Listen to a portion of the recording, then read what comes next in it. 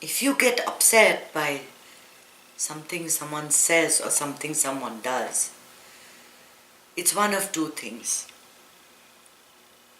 Either you're functioning purely from ego, which is how 95% of the world functions, or this person is so close to you that it is hurtful.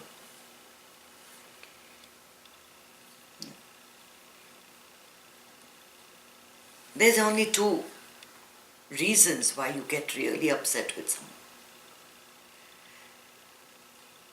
Someone is rude to you in front of a group, and you wait for that apology, right, from them. Why?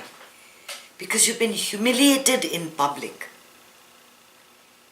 You've been humiliated, and your ego is saying, see, what did they do to you? They made you feel like a little, little nothing, like a little worm. You're better than this. They better apologize to you. And then, if that person says sorry, you forgive them. Who are you to forgive? Who are you to forgive anything or anybody? There is only one person that does the forgiving, and that's the energy of this universe.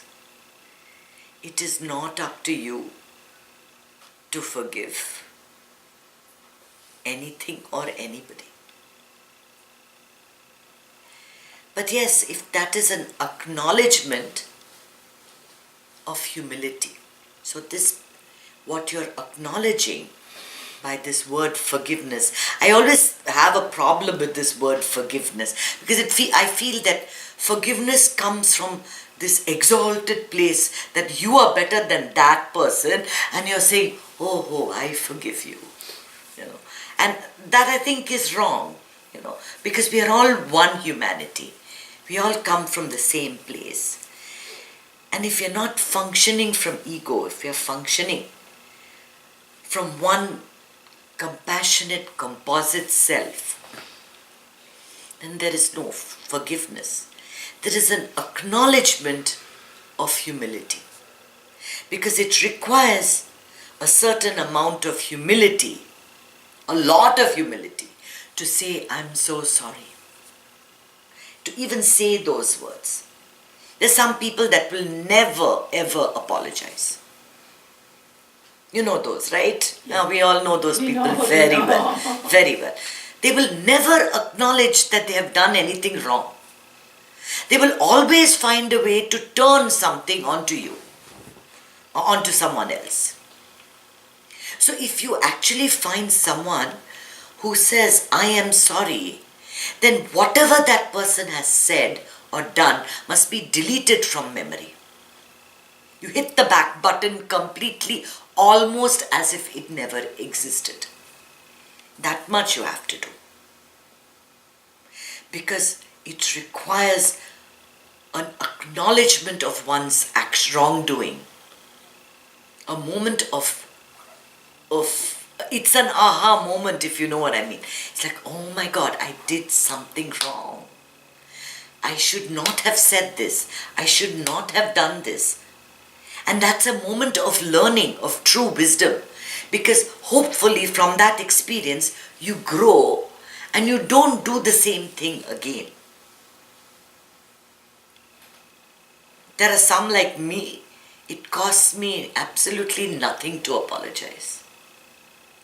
I apologize at the first hint of anything, because even by mistake, I don't want to hurt anyone.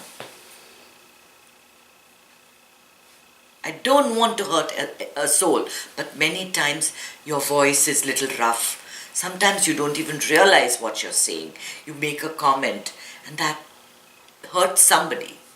I am the first person to just say, I'm really sorry for what I did. It's not just a word.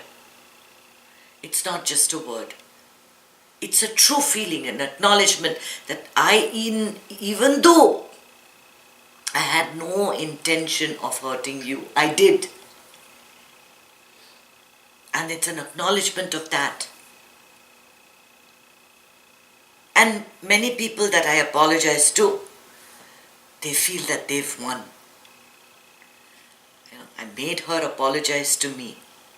And that's okay. That's okay on my part. It doesn't matter if they are forgiving me or if they feel they are better than me. For me, an wrongdoing has been acknowledged. Something that I said or did, I have learnt not to do that again, hopefully. Right? Hopefully I won't repeat that mistake again.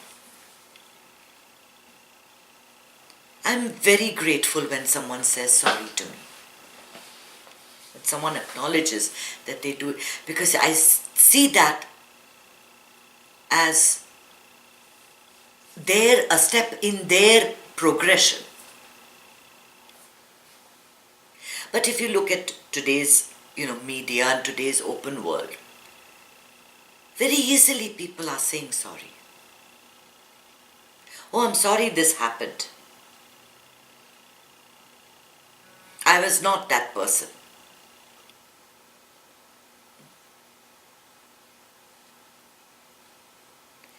Whatever you do, even if you verbally apologize, you also have to take responsibility for it. Whatever action has been taken, you are responsible for that. Can you be hung lifelong? Perhaps, depending on the severity of the crime. You have to publicly acknowledge. And many times, many acts can never be forgiven. Always look at 200 years of slavery. And I feel that this country never publicly apologized for it. A whole generation of Hitlers lived in America, treating people in a manner that should never have been done. And never once has there been a public apology. Never once is it in our textbook saying we should never have done this. For years, the movies that came out about the antebellum period was about this wonderful slave owner who was so kind to his slaves, but all the others were bad. Right? But he was really kind. There never was an apology. And can this ever be forgiven? Can reparations ever be made? In life, when you commit acts that are so grievous, you pay for it. You have already sown the seeds, and my forgiving you is not going to turn the tide. This is how karma works. If you've done something, you have to face the consequences. And a lot of the releasing of karma is done automatically when we meditate. We have done over in our lifetimes many things that we are not even aware of. In many lifetimes, we are holding on to a lot of these deep impressions that are affecting our lives. That's why you're sensitive about certain things. So, I may be sensitive about my weight. She may be sensitive about what she speaks. You may be sensitive about your job performance. Somebody else is sensitive about, their relatives or their family. We're each sensitive about certain things and not about others. So, if I can say anything to you about your appearance, it won't matter to you. But if I comment about your behavior on how you work, you'll say, how dare you? How dare you? Because something in the past has happened which you have not been forgiven for. And it's not up to a person to forgive. It is the universal balancing of energies.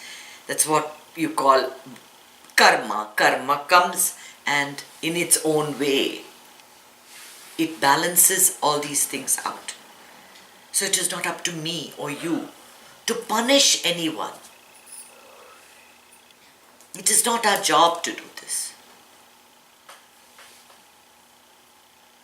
Life takes care of it. It just does. And the act of forgiving is really your surrendering that moment for your own peace of mind. Otherwise, what are you doing? You're sitting in a rocking chair saying, how did she say this to me? Why did she do this to me? Why did this happen to me? Oh, no, did I deserve it? I've been so good.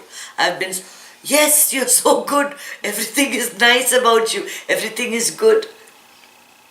So that act of forgiveness is pouring ghee into a fire. An act of sacrifice for your own self. It's not for the other person. So there is two sides to forgiveness. There is that side of the offender and that side of the offended. It's very humbling to remember that it is no point blaming. Sometimes mistakes just happen. Things just happen. People say things. People do things.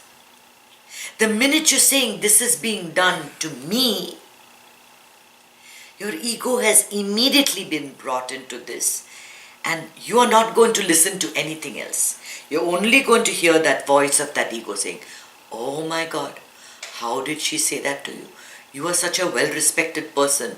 You've given so much advice. You're on YouTube and everything. How did someone insult you like this? Right? And you're listening to that voice. I am so respected in the community. I'm the president of Tamil Shankam. How dare they say that to me?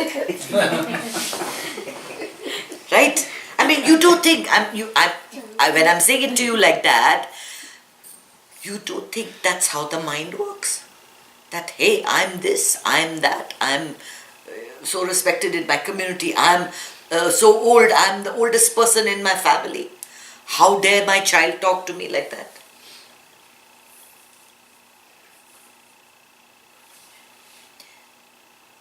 There is nothing for you to do. If somebody apologizes, exalt that. Honor that. That's a wonderful thing. If you do something, you don't have to grovel. You don't have to permanently apologize. The act of acknowledging that you have made a mistake, of taking complete responsibility for what you have done, is what is important. So you say sorry once, sincerely, and mean it. You don't have to repeatedly say, I'm so sorry, I'm so sorry, I'm so sorry.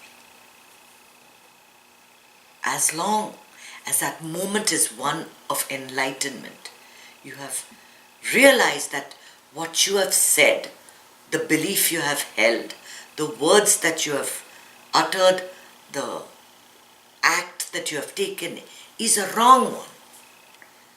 Yours is one of acknowledgement. Just understanding that, hey, I need to learn from this. But forgiveness is not up to you. Life takes care of it. God takes care of it. You want me to say God, I'll say God. There is a balancing force. Time takes care of it. Time takes care of it. Over a period of time, everything gets sorted out. In the beginning, small things will hurt you. After a week, 2 weeks, 3 weeks, the blow gets softened. And you say, whatever, water off a duck's back. Sticks and stones can hurt my bones, whatever. Words can never harm me. So many people have said so many things to you in so many lifetimes. So what? I love what Guruji gave us, the best mantra. So what? So what? என்ன வேணா சொல்லட்டும். Let the wolves howl at the moon. Does the moon care? Does the moon care? It continues to shine. Does the moon forgive? Because the wolf is howling at it. It doesn't need to. Because its job is to shine. Your job is to live this moment happily. That is the only thing. You need your peace of mind, your happiness, your joy right now. It's all happening now. So if you've spoiled this moment by just getting caught in that cycle of thought of how did she say this to me? How did she do that to me? I apologize, she's still not forgiving me. What can I do to repair it? If you feel you've wronged somebody, do what you have to do and then let it go. This moment is all about being happy. Moment to moment to moment, you have to be at peace. You have to be happy. You have to do whatever it takes. And as the knowledge sinks into your system with the meditation, what took you 3 months to get over will take you 2 hours. 2 days, then 2 hours.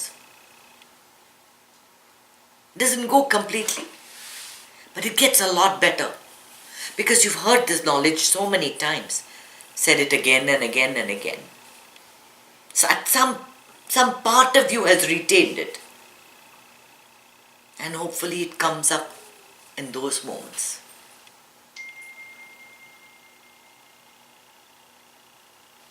That's all. Just have to be happy. Happiness is your birthright. I have no other message. That's the only message that you have to remember. Happiness is my birthright. Happiness is your birthright. Happiness is my birthright. That's it. Nothing more. Om Namah Shivaya.